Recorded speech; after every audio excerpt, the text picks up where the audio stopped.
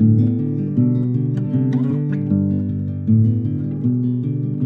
what we're talking about is gesture, structure, and movement, right? The kind of three basic principles. And when we're talking about gesture, the first thing we're talking about is how it is that we're relating the major masses to each other. So how it is that we can arrange these kind of, rectilinear forms, or however you want to establish the major masses, and then how it is that you're going to create like kind of gestural relationships between those, so that you can get something like a sense of the figure in space, and make it, feel balanced, feel like it's living in space, feel like it's acting or doing something, right? That it's posed.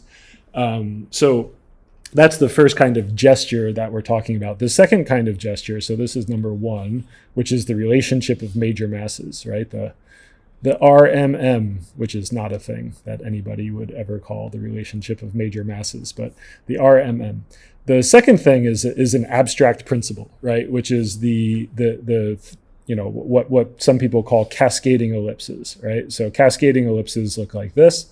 And, if we break down, like, for instance, like the profile view of a figure, it ends up looking, if you combine the head and the neck into one kind of ellipse, and then the back, and then the butt, and then the front of the knee, and then the calf, and then the front of the foot down into the foot, you get something like a figure, right? So that this echoes the 1, 2, 3, 4, 5, 6, 7, kind of rhythm of the cascading ellipses. And that rhythm, that design principle does a lot to govern your kind of like mentality as you look at and observe a figure and try to figure out what to draw in order to represent what you're seeing, right?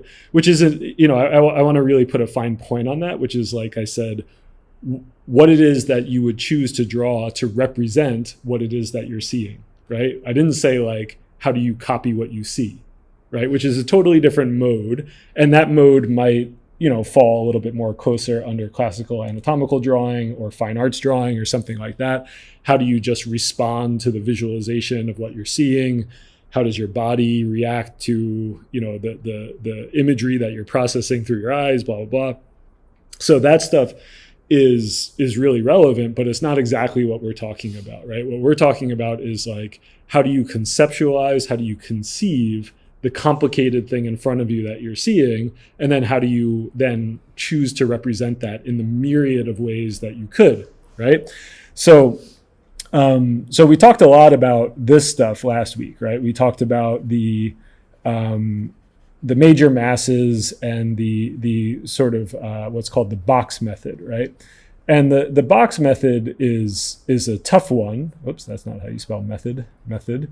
The box method is a tough one because it seems simple, but if you don't put the requisite amount of time into understanding what it is, what it represents when you draw a box, and how to kind of carve into it, carve out of it, and how to even perceive it, it can be just kind of eternally confusing, right? So, the box method takes a while to figure out how to use. It's something that you can understand how to approach really quickly, but it's not something that you can figure out how to use functionally very quickly at all. It takes a while, it takes a lot of proportional understanding, a lot of gestural understanding to try to like figure that out, right? And so what I'm trying to do is trying to create a relationship, trying to create a transition from what we think of as like fine arts practice, observational drawing, what it is that we get out of drawing from the model, and then what it is that we want out of our own drawings in terms of like an illustrative product, right? Like how do we want our drawings to look? And how do we meet those goals in terms of just gesture, structure, and movement, right? So the reason that I start the reason that I start with the box method, right, because that's what we started talking about last week, is important, right? Because there's a couple other things that we're going to discuss, including this concept being really important pretty soon. But we're not going to get to this and really focus on this. We'll mention it a lot this kind of lesson in this drawing session, but we're not going to focus on it as like a technique necessarily until next class, right? And next class is where we're going to kind of strip down the process of drawing a figure to just like kind of center lines and rhythms like this, and try to understand how it is that the figure exists within this kind of conceptual framework. What we're going to do today is try to build a bridge between the box method, which can look and be kind of clunky, and what I'm going to call like the pillow technique, right? Which is how to visualize the body basically as a pillow that's either, kind of flexed backwards or crunched forward. So just to draw that in space real quick, I tend to sort of cartoon it like this, right? And a pillow kind of looks like that, right? And that pillow has, just like anything does, a center line.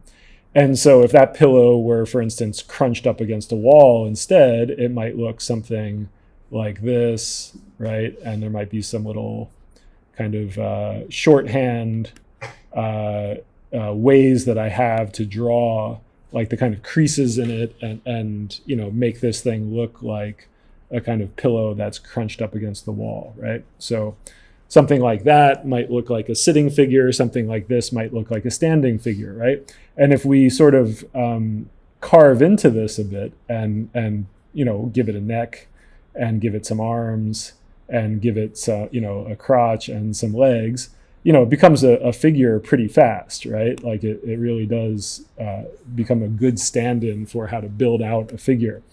And so if we can combine, now the reason I don't teach this right away, even though this is kind of a niftier trick than the box method, is because the center lines and how it is that you draw these kind of creases and folds and stuff like that, how it is that you visualize that kind of stuff happening, is really dependent on your ability to see volume and space. And if you can't properly visualize the center line of your figure, then you're not going to have much success with any of these. And the reason that the box method helps so much to help visualize the center is because it right away, unlike like for instance an egg or something like that, where if you put a center line there, or if you put a center line here or a center line there, something like that, you might be able to move forward with that kind of drawing easily enough, but it might not allow you to progress all the way to your goals, right? You might not be able to like kind of tighten up and structure up that drawing enough to really be like convincing in space, because if your center line's off, then your whole thing is off, right? So what the box method does is, however that box is oriented, it automatically gives you a front and a side, right? So it automatically gives you this, right?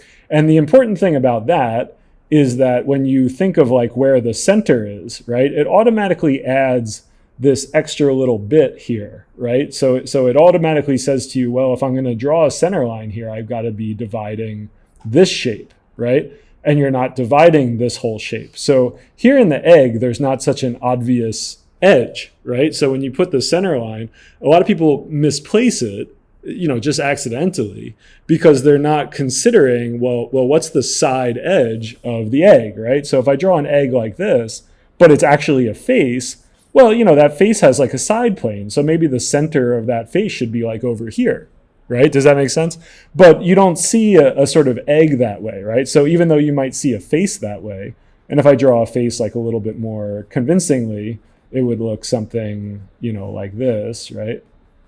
As the side plane, and then you would have a nose like that, right? So the center plane would be running through there, and, that would be pretty much easier to visualize as a face. But what I'm saying is, like, if you're not automatically thinking of this as, let me just close the door real quick. Sorry.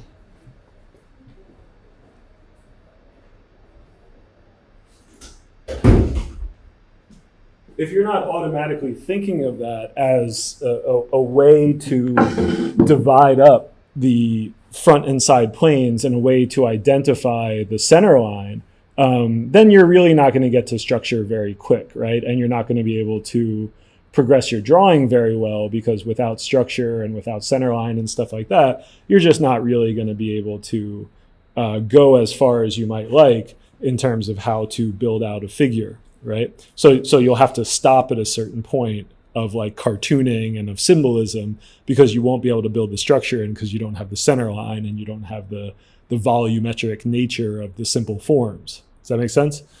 Right? So the box method is really important even before we get to the pillow method, because we need to be able to see where the front and side plane of something like the pillow is, right? Even though, and you can see I already drew it here, even though, the pillow doesn't have as obvious of a front and side plane, but neither does the body, right? So the pillow does a lot better of a job of anticipating the body, of sort of giving you a usable shape. And, if we just break it down into like kind of oversimplified, gender type, like, how do you draw a man versus how do you draw a woman? It's like, well, you can just make your pillow like a little bit more bottom heavy for the typical female, and you can make it a little bit more top heavy for the typical male body, in order to devise a sort of way to understand like that kind of anatomical difference, right? And both have a center line and both have room for the neck, right? And one just, appears more feminine than the other, and one appears more masculine than the other, right? So we can use the pillows in that way. And obviously, like, pillows don't have pectoralis or abdomens, but they do actually bulge and crunch in a lot of the same ways. And, part of the conceptual nature, both of gesture, structure, and movement, is the concept of crunch and stretch, right? And crunch and stretch is not, it's not like, it doesn't show up as much in illustration books, fine arts books, and classical anatomy books as a concept as it does specifically in animation, right? Like in animation, they really, really focus on crunch and stretch and things like that in order to get things feeling like they're moving.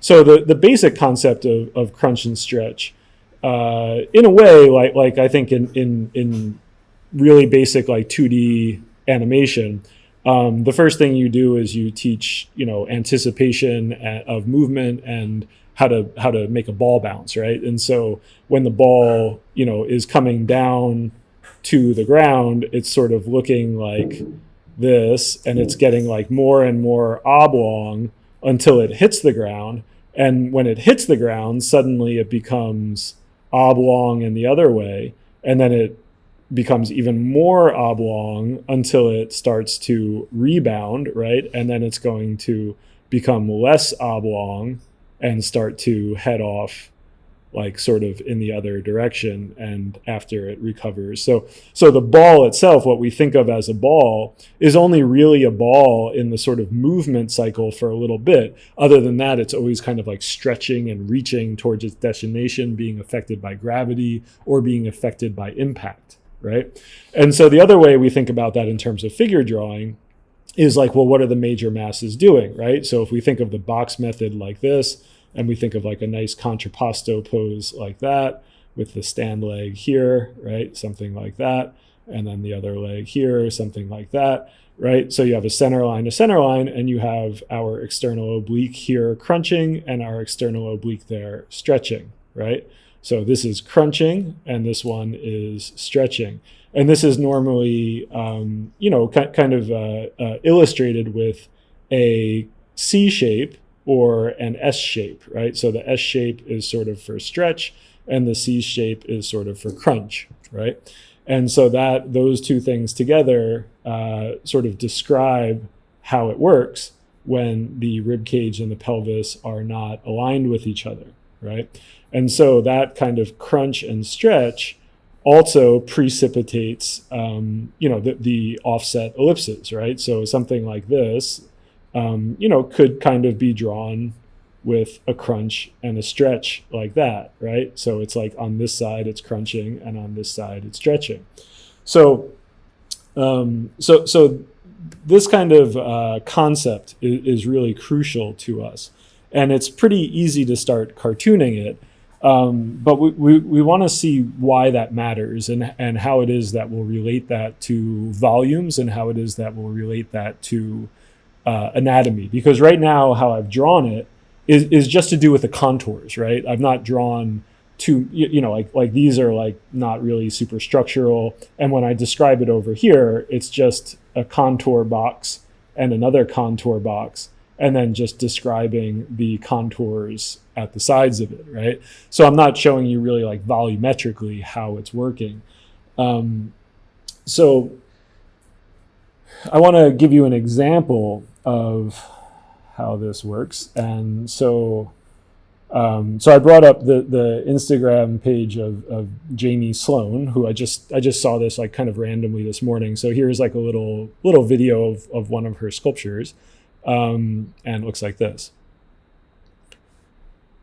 Right, so obviously a hand. Actually, I didn't realize how sexual that was until just now. Sorry about that. but I think that's sexual, right? But anyway, looking at the hand and the pinky, most importantly, right?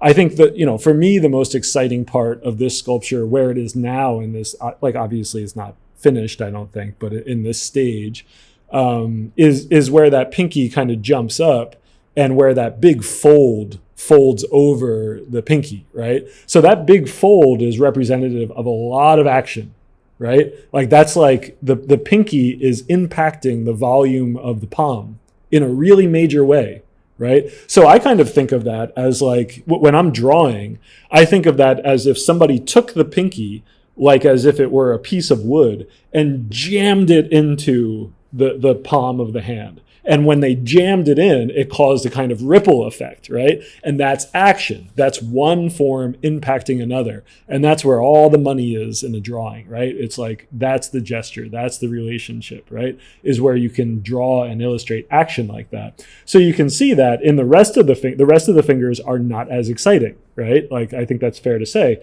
And also this part over here, I mean, I think it's not done, right? And I think they'll get more exciting. But like this part over here always has a lot of action. There's always a lot of forms interacting, where the thumb and the forefinger and the web in between all interact, right? There's a lot going on there in terms of one form impacting another or wrapping around another. And that's just not been illustrated yet, right? It's just not been got to yet. But you can see how like the interest isn't there yet. The action's not there yet. So, or we can look at another one of her sculptures, which I think is a bit more, like this one, right? Which I think is like a bit more finished. And if we look at this, like for instance, in relationship to what we were talking about here, right? It's like, if we look at, for instance, like let's say this foot here, this foot has, some of that pillow shape to it, right? It's like, it's kind of a bent form like this, and there's an ankle like that, and then there's a heel like that, right? So that's the basic kind of build up here. The ankle bone is there. And then you have this transition, like, so this 1, 2, 3, and that would be the crunch and the stretch on one side. And you can see the crunch happening because there's little crunch marks there, isn't there, right? And so there's a lot of action there because it's like stretch and crunch, S and C, right? And then we have another really nice crunch here. And this one doesn't happen so simply because there's kind of a down and an up, and it comes up over the big toe. And the big toe is really impacting, right, in like this direction, right? So it's really, really impacting in this direction, the form and the volume of the foot, right? And you can see that impact happening, like that kind of rippling effect happening on the structure of the foot, right? So there's a lot of action in these toes, isn't there? And it's a pretty cool drawing because you get a kind of, it's a pretty cool sculpture because even in this picture, you get a kind of like an illustration of how to draw that action, right? And this is not just how feet work. Like a lot of things work. Like pillows work like this. Like bellies work like this. Like you could see how, for instance, here, like you could see how this could also be like a crotch, right? You could see how that foot from the front view has a kind of volume like this, right? And then it has a kind of volume like that. And then you have a big toe coming out over here and a little toe coming out over there. And if you just kind of like modify that and call that a crotch, and then you get some of that wrinkle action in there like that. Hold on, let me get rid of this ruler here because that's dragging my,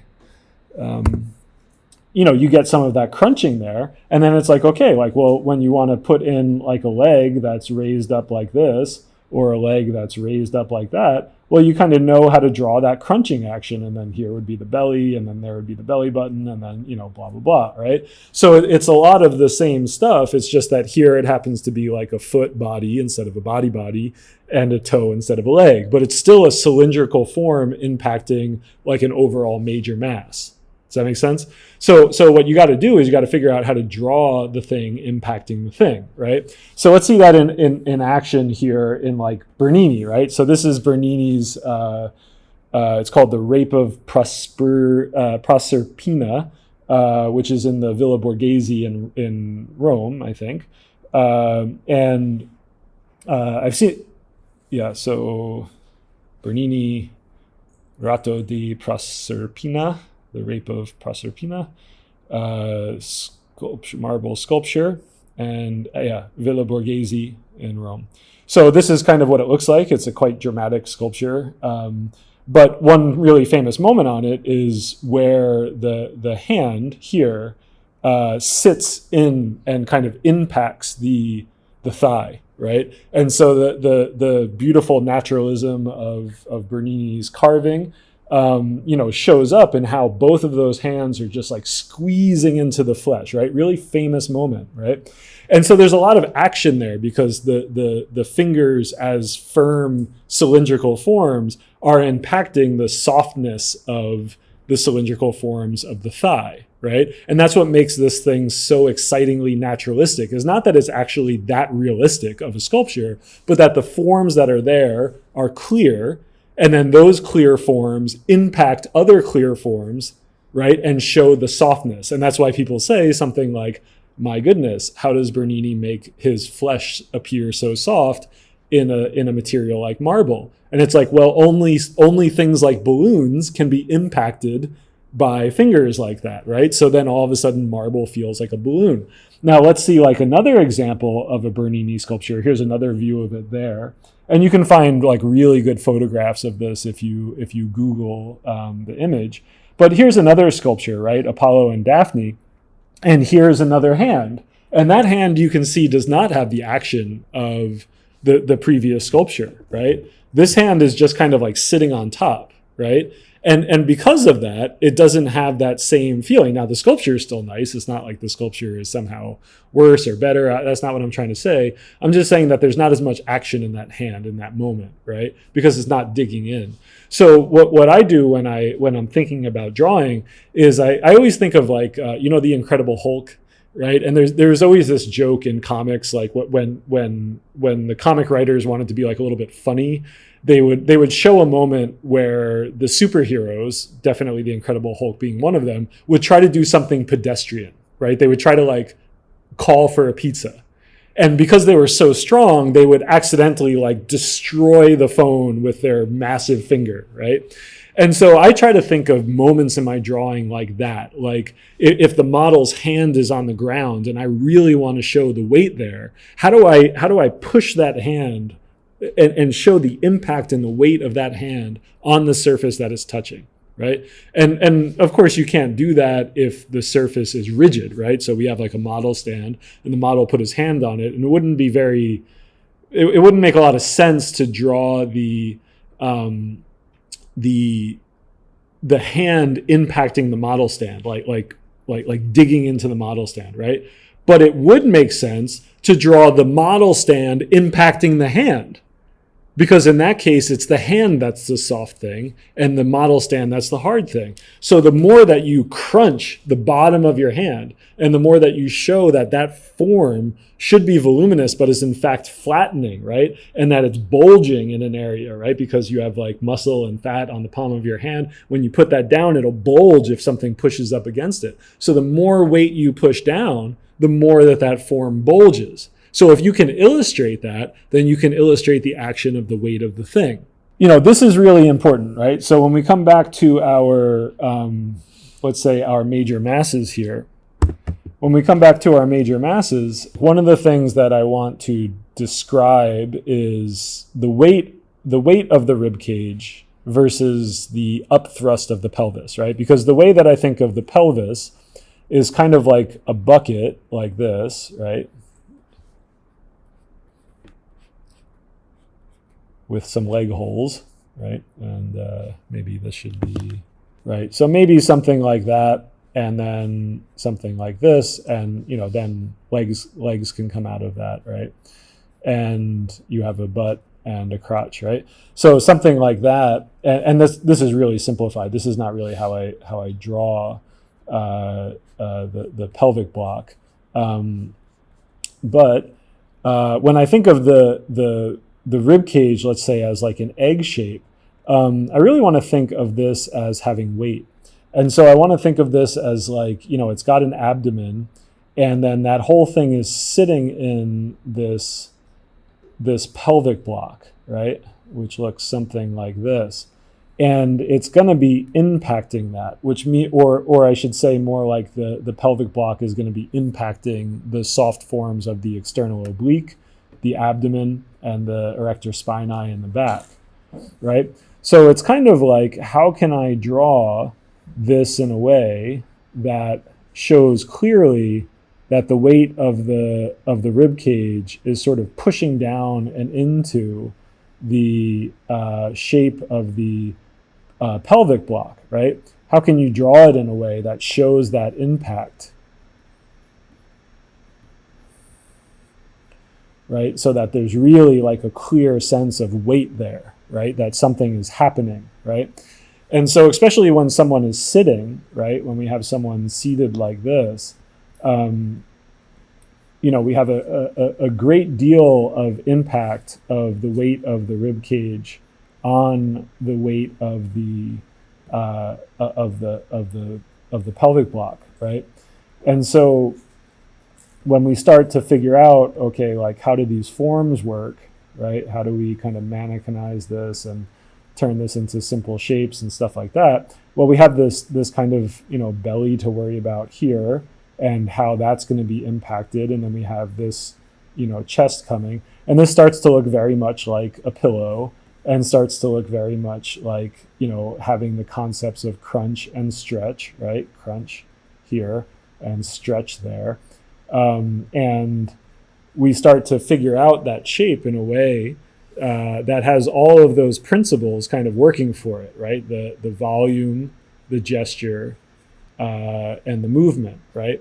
And so what we have in movement is we have weight. What we have in structure is we have front and side planes and simple volumetrics, right? And we can start to break this down and kind of anatomically understand it so that it starts to work as a figure, right? One of the things I wanted to mention was that a really useful just kind of shape that I kind of learned has to do with if the figure is twisting quite a bit, right? So if we kind of visualize the rib cage form like this, and then let's say the pelvic form even like that, right? Like there's quite a bit of twisting where we would see the back. So the rib cage would be like this, and then this would be the front, and then the back would be almost twisting like that, right? So this would be side plane like that. So when we visualize that, a useful way just to kind of see that is to be able to draw a shape that's kind of like this.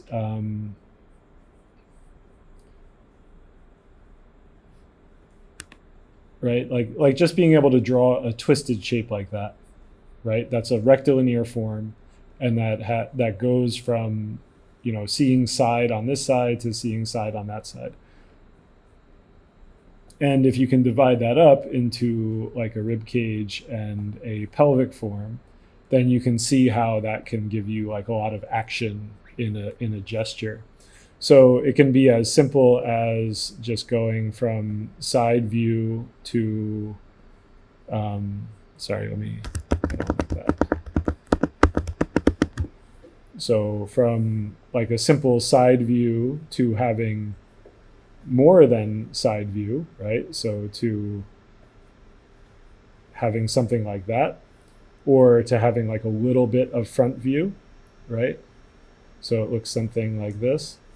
And of course, like this is just another shape that you have to do a lot of modification to, right? You have to figure out what you're drawing. You have to figure out like what's butt, what's rib cage, what angles are useful to put there, what angles are useful to put here, how to fit a neck onto this thing so that the neck is at the right angle, where to put shoulder blades and how to stick an arm on that, right? Like all of this ends up needing a lot of modification to sort of understand and to use. But it's a useful kind of shape to start with and to conceptualize like a twisted pose, right? When a model is rotating in space. So that shape, being able to draw that kind of like a big chunk of clay and you just twist it, right? Or you turn it or you bend it. That's a really useful one, right? Just being able to kind of twist that thing, right? As much as you kind of want to, right? So being able to draw those rib cage and that pelvis together, and then divide that up into like what's a collarbone, what's a crotch, where's the circle for the neck, where does the head go, right? Like all this kind of stuff, so that you can start to, draw and fill out that figure a little bit more, right? So that's a really useful shape. Now, if we go over to here, let's just talk about a couple other shapes. So here you see, instead of a blocky shape like this, we see Andrew Loomis's what he's calling the mannequin frame, right? And you see that he's got like a really round version of the rib cage. It's barely even egg shaped. It's more of a circle, right? And so you see he's got a little V shape in there to fit the neck, right? So he's sort of cut a V shape into it to make sure that the pit of the neck is where it wants to be. And then he draws like a double line down like this to represent the sternum. And then he draws a line kind of like this and like this to represent the thoracic arch, right? The arc of the ribs. And he turns that into a volume pretty nicely, like you can see over here in the side view. He shows you what it looks like in the side view, and it's quite different than you might have thought, since it was just represented as like a ball here. But in the side view, it's not that, right? It's represented something more like this, and he's kind of drawn an open arc like that for the thoracic arch, and then a big up ramp like this for the sternum, and then an angle for the neck to insert, and then an area for the scapula in the back, right? So he's got a pretty clever little approach here, and even more clever, I think, are his two discs at the bottom here in the side view, just looking like a circle, but in the front view looking like two symbols about to crash together, right? Two symbols like that about to kind of crash together. That's a really nice pelvic shape. And if we just investigate that a little further, where did that go? Uh-oh, I made a mistake. Okay.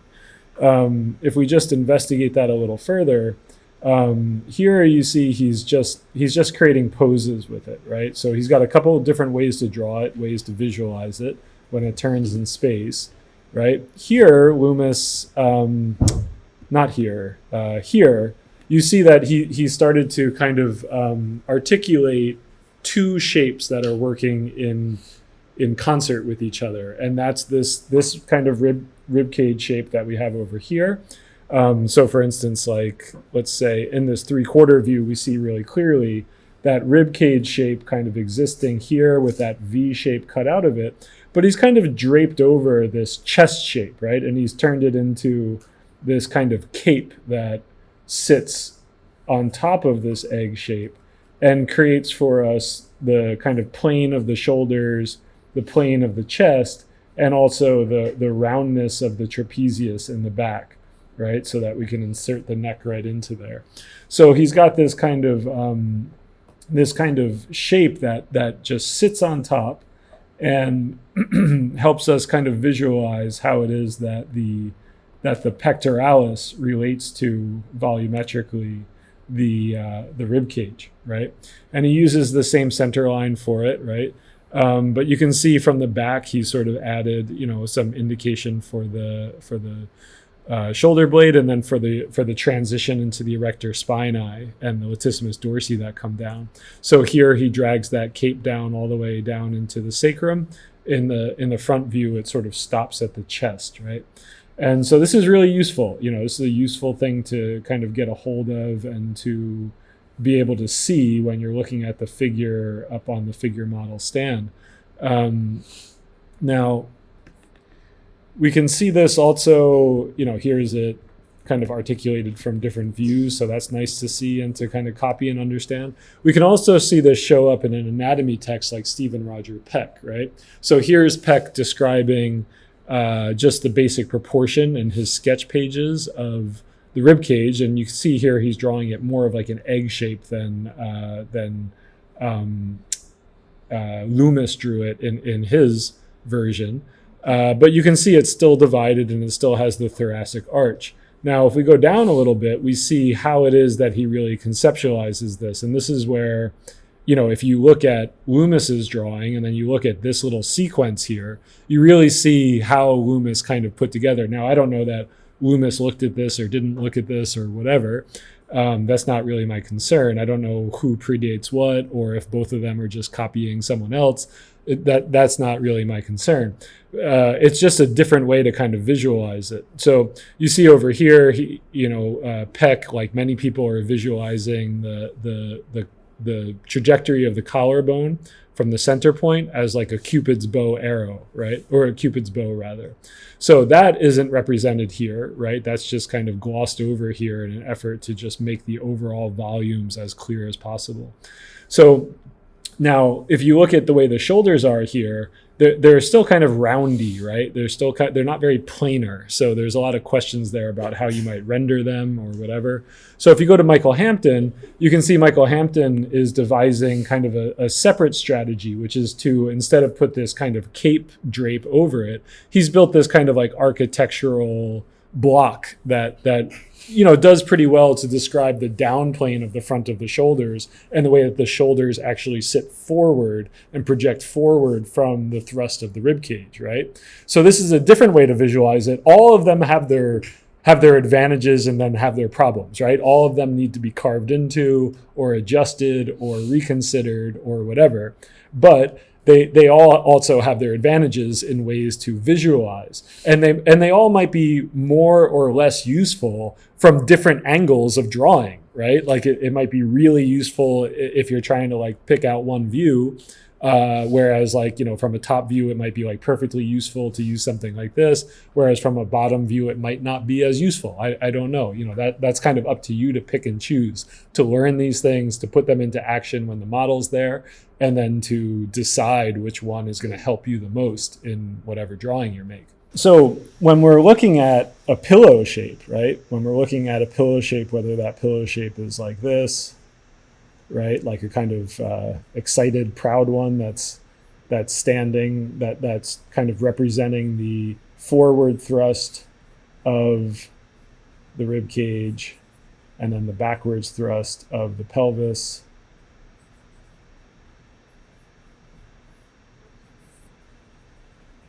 Right, so whether we've got that and then this going on, so that this would be an up plane and this would be something like a down plane, right? So we would have a little bit of a shadow there. We would know where our belly button goes, and then up here we would have a little bit of an up plane, right? And there'd be more light on that.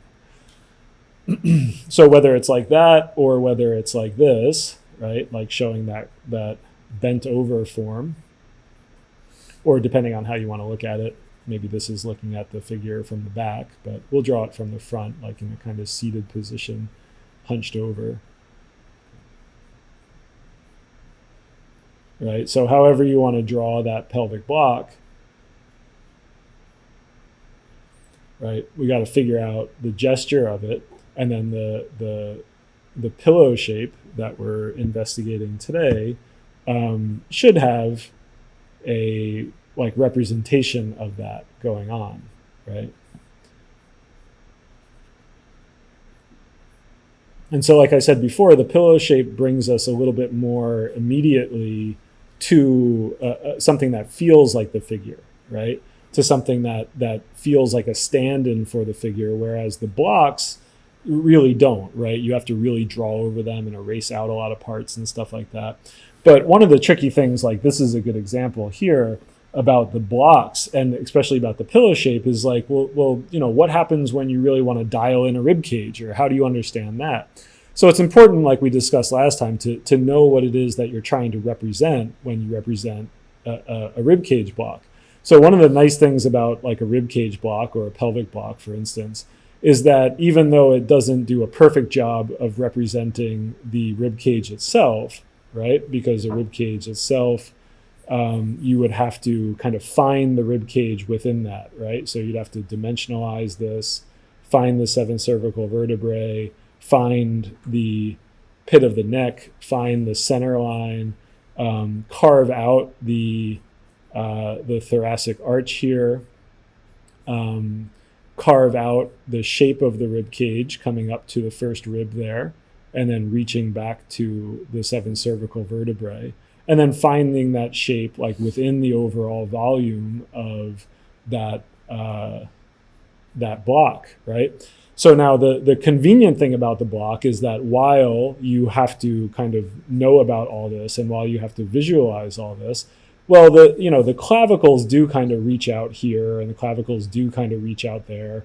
So it's like, do you really have to carve all that stuff away, or can you just draw a block and kind of leave that as a marker for where the arms might be, and then just kind of draw the arms from that point out? So it's like, do you erase the box or do you keep the box? And the question is, well, what does it stand for, right? Like, how does it work? So So one of the things about the block, though, is that if you do that, if you start to visualize like the entirety of the shoulders and the shoulder girdle and the trapezius and all that kind of stuff as just the block that you're drawing, that block is going to get like a little upright, right? That block is going to start looking like this. But the rib cage itself is going to be like another block sort of inside of that is at a little bit more, especially at the top, of like an angle, and maybe is operating a little bit more like this, right? So there's kind of like two rib cages, two boxy forms going on at the same time. One would be like the kind of shoulder box that's kind of sitting outside of it. That might be more like the overall torso. And the other one might be the rib cage that's kind of projecting forward. And you'd see that they would have two separate center lines that wouldn't be exactly the same. And that's often the case, that the center line of, like, let's say the chest, for instance, isn't the same as the center line of the rib cage, nor is it the same as the center line for the gesture of the belly, where the belly button sits, et cetera, right? Like you have to kind of like navigate and figure all that stuff out so that what you're drawing, represents what it is that you want to show. So the pillow, you have to visualize all this stuff. You still have to be seeing a proper rib cage. You still have to be practicing how it is that a proper rib cage sits within an overall form, right? Because especially something like this over here, how does the rib cage sit in that? Well, it's still thrust forward compared to the overall form, right? So it still is going to be looking something like this, right? Even though the overall form is sort of back this way, right? So you have to be able to visualize that rib cage so that you can see it, so that you can attach things like the belly button and figure out where all this stuff kind of goes and works, so that you can, draw the drawing that you want to draw. right? And these can represent the shoulders quite nicely as long as you see the difference between what is rib cage and what is conceptual form, right? So we'll go here and just take a look, and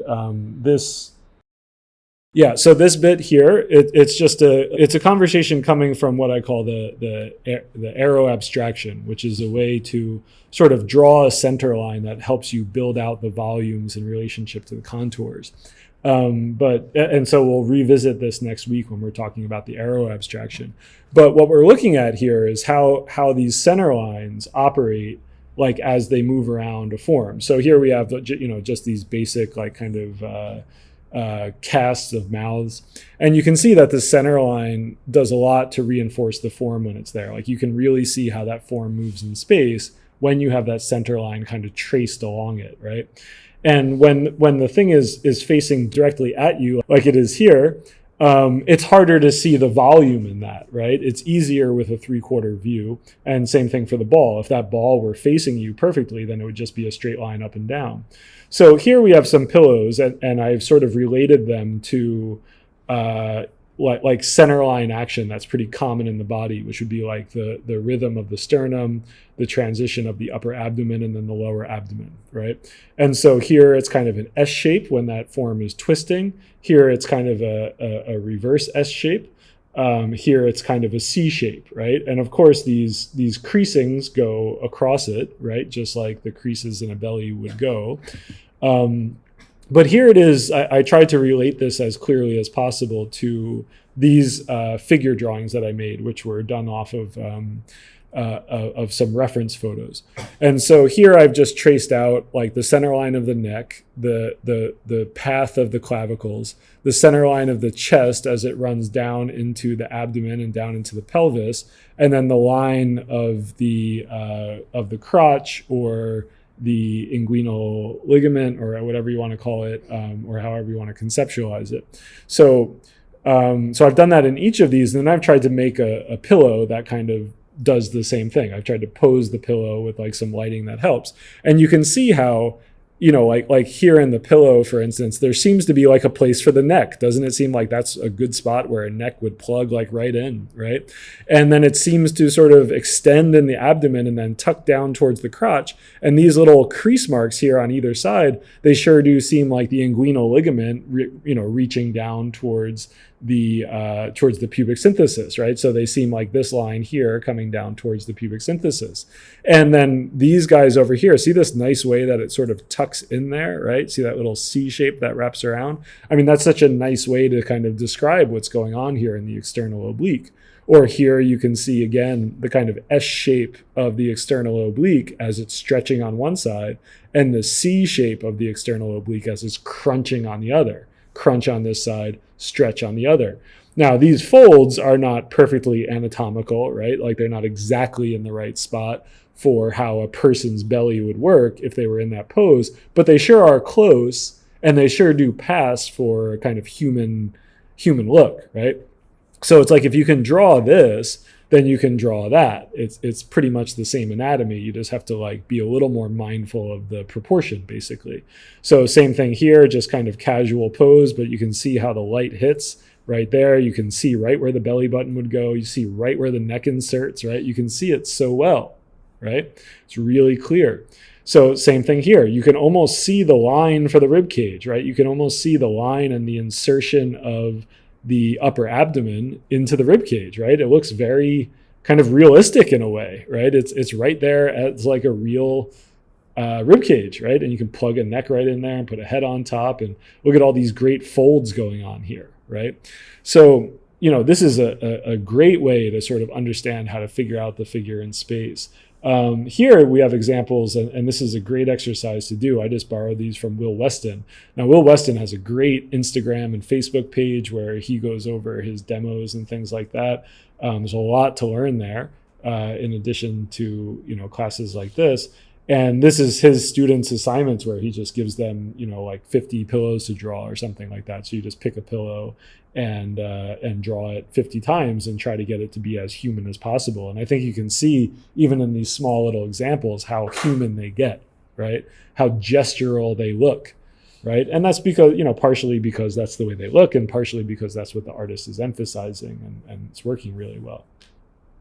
So definitely go check out Will Weston's page. It's really, really good. It's got lots of just diagrammatical drawings and how it is that he breaks down the figure. It's really, really useful page. He's really great artist. So we'll stop there, and we'll talk more about this stuff in another class. But what we'll start doing is by doing some pillow sketches, right? And there's one thing that I just want to mention real quick before we start drawing, which is just the difference between form and like symbolism, right?